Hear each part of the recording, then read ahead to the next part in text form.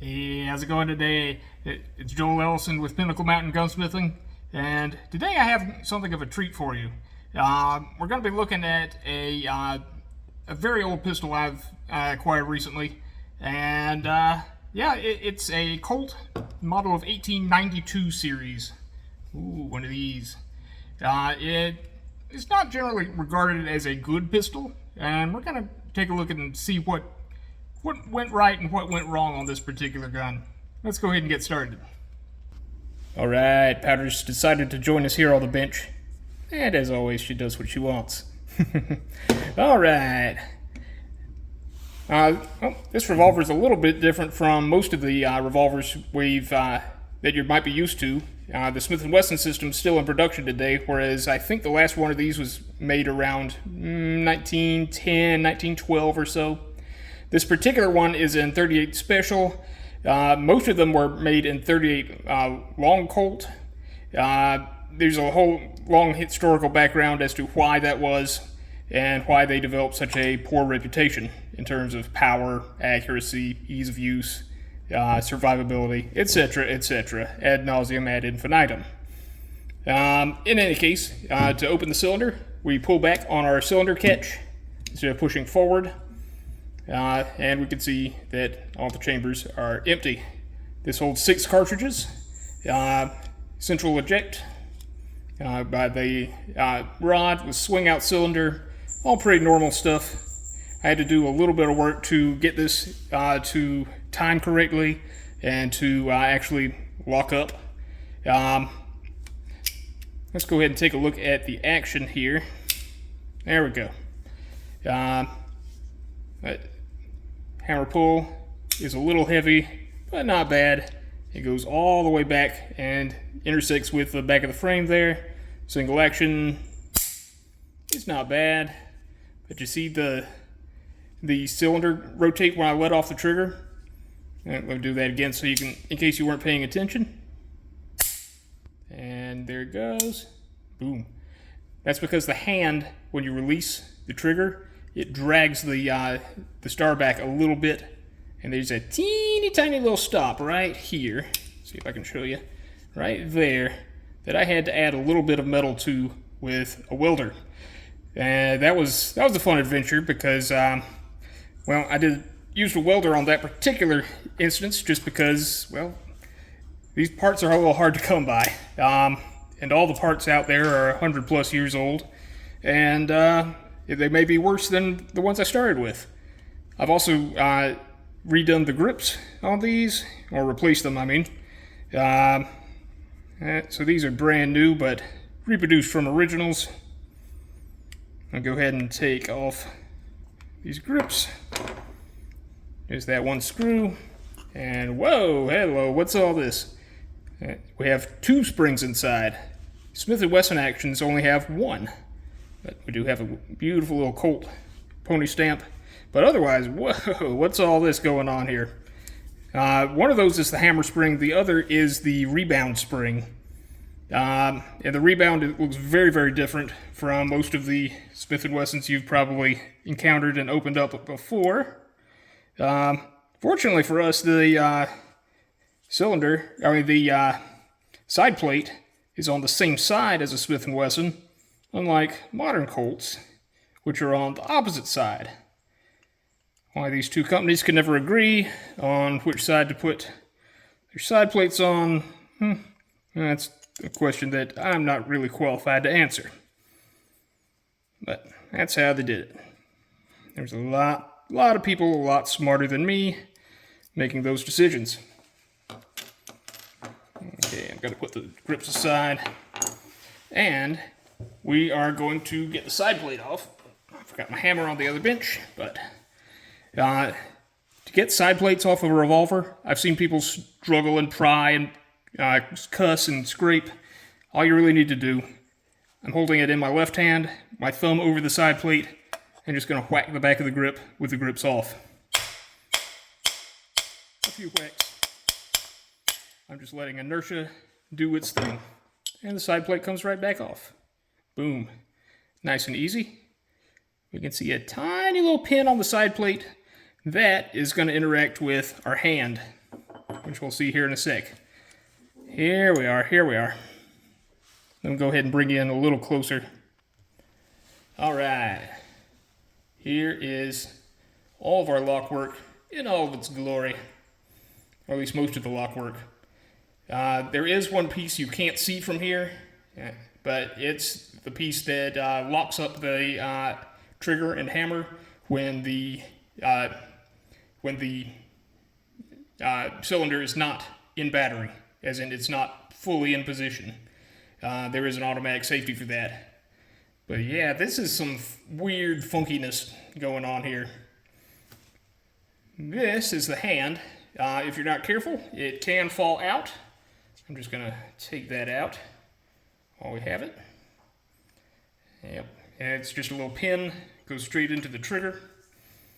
But yeah, I've left the cylinder in on purpose so that I can show you a little bit of it. And actually put the hand back in. That way I can show it dragging. All right. So I'm going to just keep my finger here to keep the, put a little tension on the spring back here. And boop. The thing that actually locks the cylinder forward is between the hand and an extension off the back of the trigger. And that extension on the trigger goes into these grooves in the back of the cylinder, which are totally separate from these little square grooves that hold, that keep it from counter-rotating when the trigger is released. Back here, I move the, well, I can't really move the hand with the hammer cocked, but yeah, back right about here is your trigger and hammer sear surface. I'm going to go ahead and ease that down and watch the, yep, there's the counter rotation. But yeah, that was only done with the hand dragging back on the star, ejector star, and interacting with this little extra locking piece. These things are a little delicate, honestly. It's a little finicky to get some of the springs out. I'm not going to be doing a full disassembly. I love y'all folks, but yeah, it's a little much. Let me also show you how to get the cylinder out. There we go. That's actually fairly easy. We just have this one screw here, and that holds in another piece that I'll show you here in a sec. Yeah. You don't necessarily have to get the side plate off in order to get the cylinder out for cleaning. That's just basic maintenance. Yeah, I can show you how that locks up and interacts with the little locking piece. Here's our little locking piece. Let me go ahead and zoom in a bit. Okay, there we go. Making sure I'm in frame. Here's our locking piece as it's facing the little screw. And this screw, if you see this, let me get a poker. There we are. All right. If you see this groove, that's what's interacting with the screw, which has a groove in it. See if I can get focused. There we go. That groove interacts with the groove on the other piece. That's really all that's holding the cylinder in. So once we undo that and do a little wiggle, we can go ahead and zoom out. There we go. Wiggle that a little bit. And boom, right there.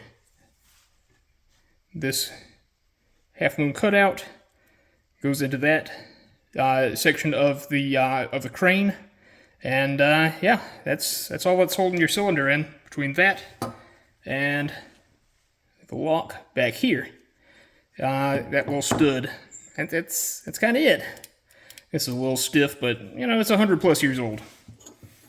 But yeah, this has been fully conserved.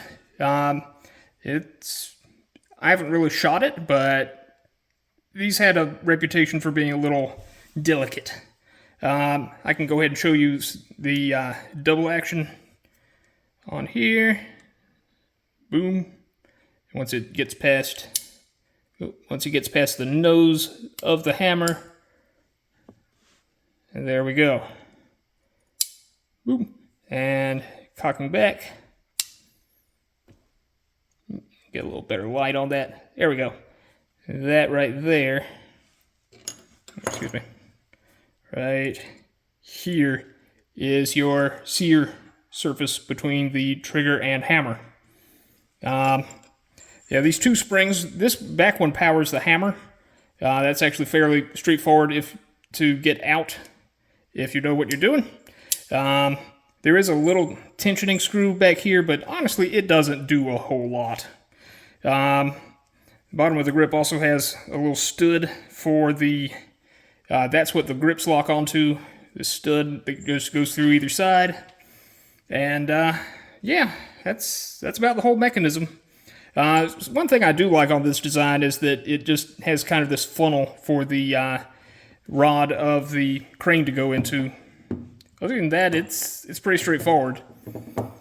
All right, let me close her up, and I'll come back to you with some final thoughts. Stand by.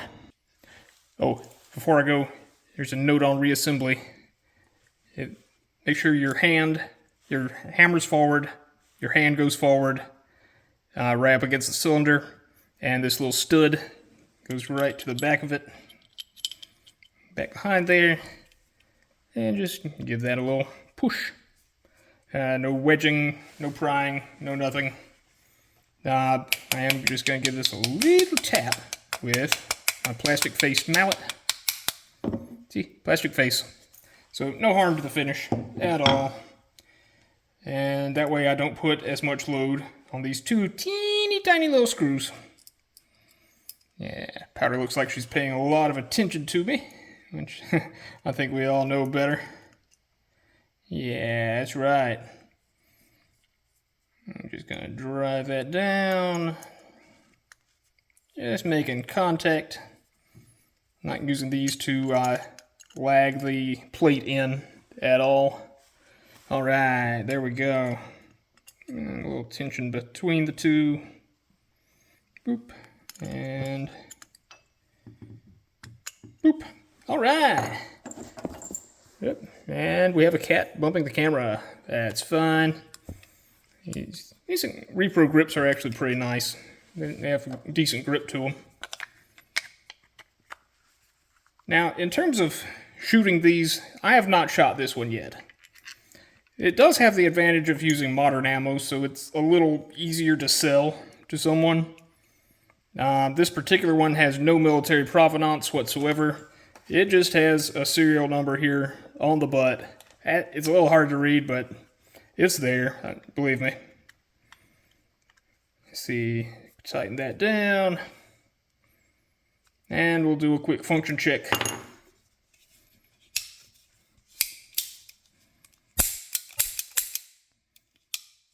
Yeah, when the hammer first falls, it's actually pretty much in time, I mean.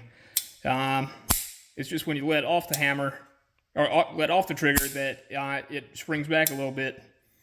Colt may have pitched that as a safety feature at the time, but I think nowadays, well, we know that this hasn't been made in about 100 years, whereas the Smith & Wesson double-action revolver system, they're still being made.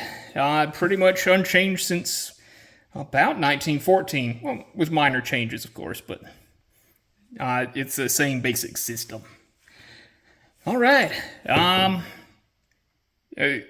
Some gunsmiths nowadays don't refuse to work on Colts at all. I've known a few that did, and they say it drives them absolutely bonkers trying to get the action tuned up to what modern shooters expect.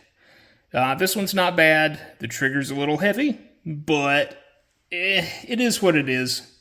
The sights on this are absolutely minuscule. That teeny tiny rear notch, and that with that big long 6-inch barrel, this that front side is, it's fairly bent a little bit to the left, which may indicate what some previous owner needed.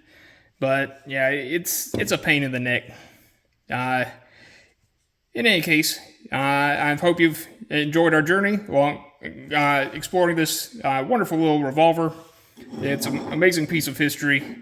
This is pretty much what Colt was doing before the 1911 came along, and honestly, I'm kind of not sad to see these go. In any case, if you've enjoyed our content, do all the good YouTube things, like, comment, subscribe, and as always, you can check us out at pinnaclemountaingunsmithing.com, where we can schedule you an appointment, and we can help you out with all your gunsmithing needs. We're located in beautiful Pickens, South Carolina, and feel free to stop by if you are in the neighborhood. In any case, we'll see you next time. Bye.